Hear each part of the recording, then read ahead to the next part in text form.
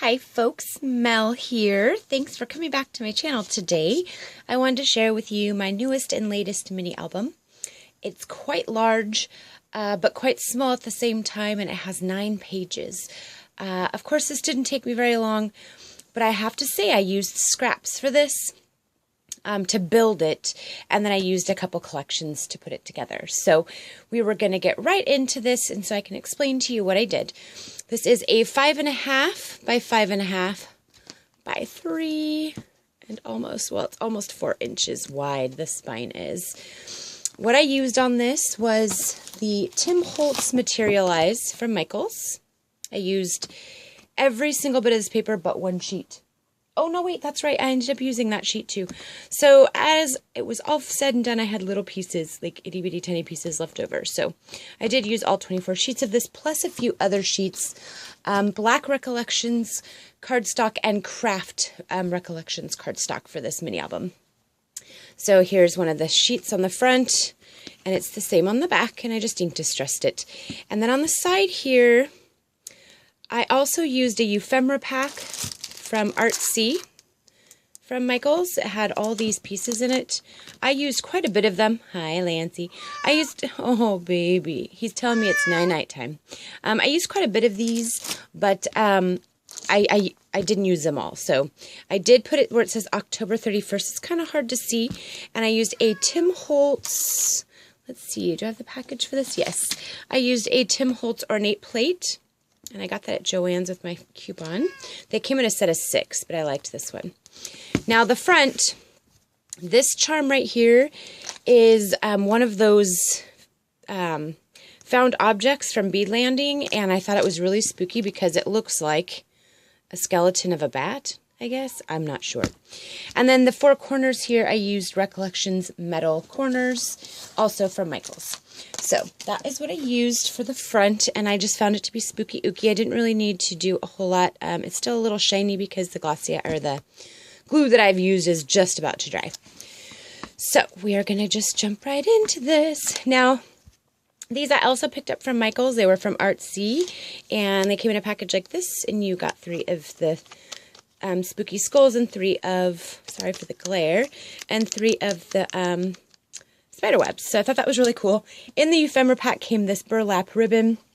I thought it was super cute, so I just kind of attached it here.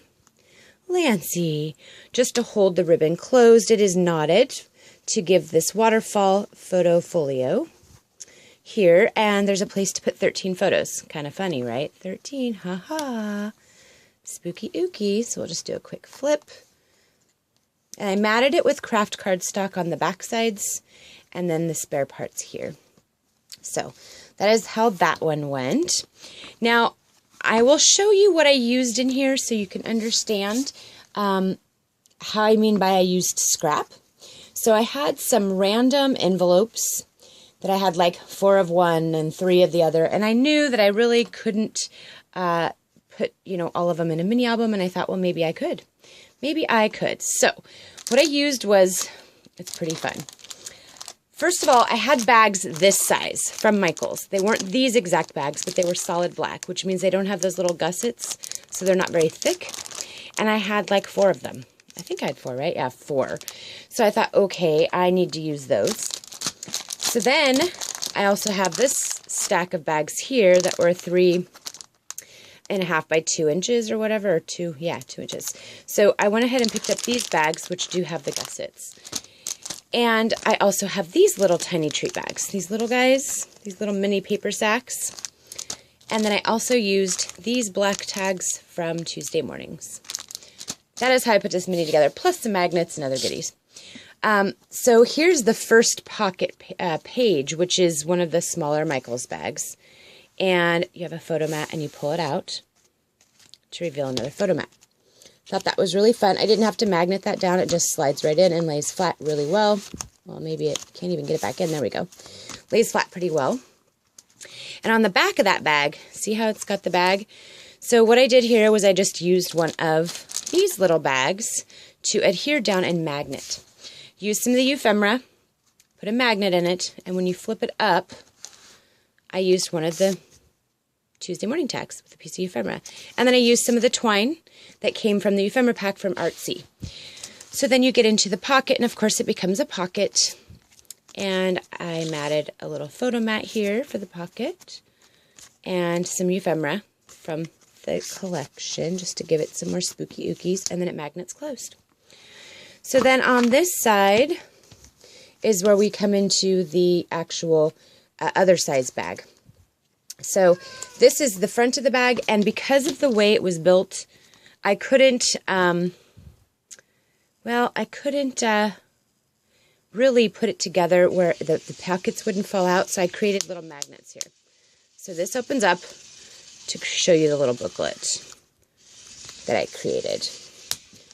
And then it just sits firmly into place. Then on the back side, I left it plain, and this is just like the other pocket where it flips up and you've got photo mats. So then here's the other side of that bag. I love this little owl image. So some more photo mats here. And then you get to this side, and here's another one of those bags. The magnets, the spooky head. And then you pull out this little tag. I just love these.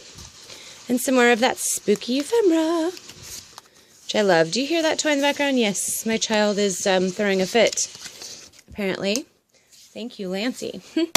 Now this side, sorry folks, this side is where I created the really cool flowers, which I used this die that Sweet Sandy gifted me. And I did it on craft card stock, and then I stamped it with this $1 spooky branch stamp. I got it for a dollar at a yard sale. Stamped it in black, ink distressed it in black, and then I sprayed the flowers with this that I picked up from Tuesday Mornings. The Perfect Pearls Mist, and it's in the silver or pewter. So they turned out really spooky. Used a sticker from the Artsy ephemera that says creaking, and it just holds in the corner pocket here a photo mat. I really like this paper too. So there's that. It's got 9 pages. So then you get to this side. Again, it flips up to lots of more photo mats. I'm not going to pull them all out because I'll be out of frame. Used a spooky spider here on some foam. Again, more photo mats. And then again with this fun little page with a tag. I really loved the ephemera out of the Tim Holtz collection this year. I loved it. It was just spooky and fun, and I don't know, had a little bit of everything. Creepy, spooky, fun, cute. You name it, it had it. So that magnet's back down. Here's another one of those pages that I ended up using a magnet because I didn't want it to slide in or out. So the witch is here, and this is magneted down. Just so you can pull it out and it doesn't fall apart or fly out of the book.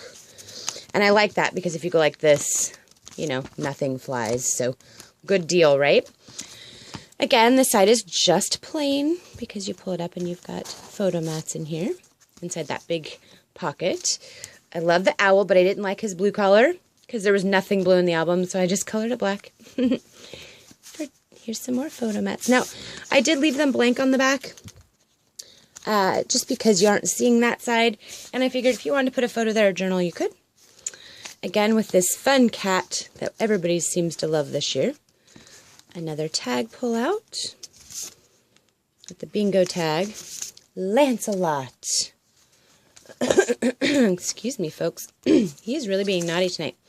So, another tag. Now, this paper was the paper from Artsy because I was running out of the Tim Holtz paper. And when you only need just a few pieces, I'm not going to go buy a whole new pad. Here's another one of those spooky flowers that I created. The center is actually from the ephemera pack from Tim Holtz. It was like this little spooky palmistry hand thing.